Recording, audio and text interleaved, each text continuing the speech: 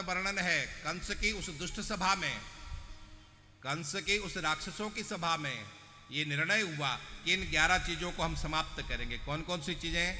विप्रा गावश्च वेदाश्च तपः सत्यम दमः समः श्रद्धा दया तितिक्षा च कृतवश्च हरे तनु। हम इन 11 चीजों को उसमें सबसे पहले ब्राह्मण है, ब्राह्मणों को हम समाप्त कर देंगे।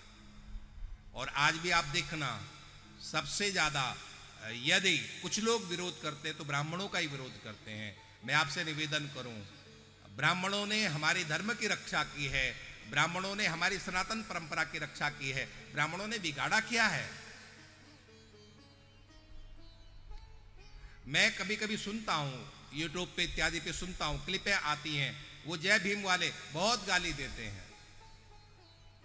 ध्यान रखना, आप जय भीम वाले हो, बहुत अच्छी बात है, मैं सबका सम्मान करता हूं, मैं जाति प्रथा को बिल्कुल नहीं मानता हूं।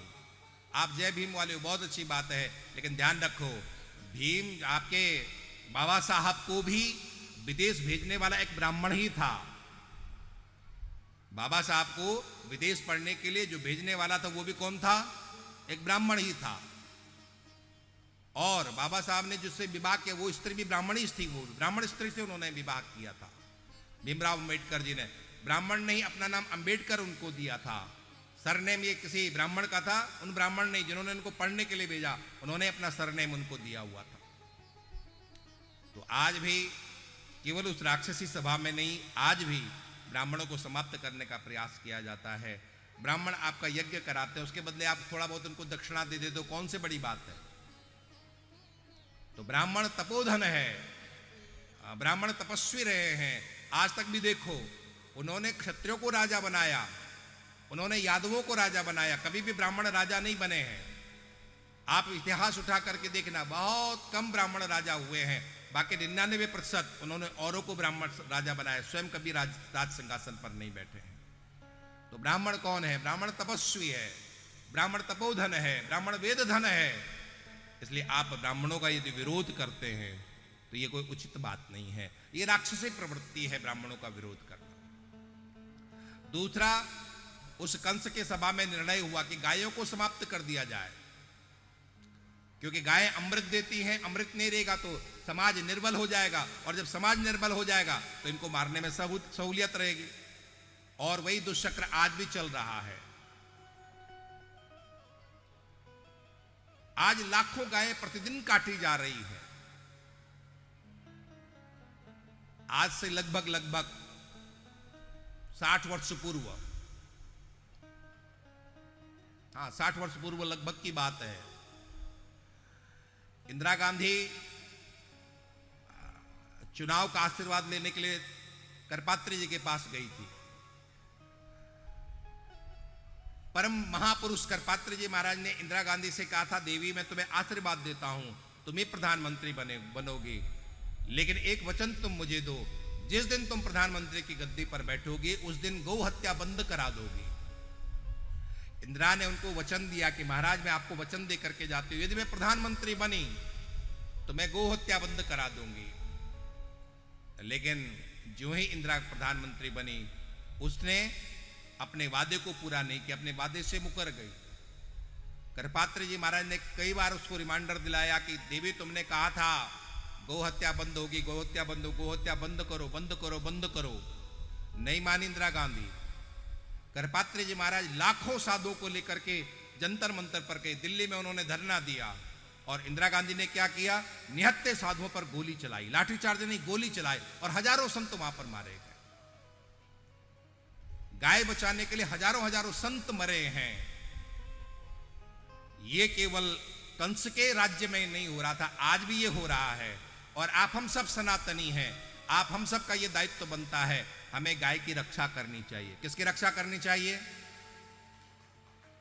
बोले गौ माता की जय। अरे सभी लोग तो बोलो, बोले गौ माता की। मैं आपसे निवेदन करूं, आप अपने घर में खूब गाय भैंस पालो, बकरी पालो, लेकिन मेरा एक निवेदन मानना, अपने घर में एक गाय जरूर पालना। ज्यादा ना पाल सको तो कम से कम एक गाय जरूर पालना अपने घर में।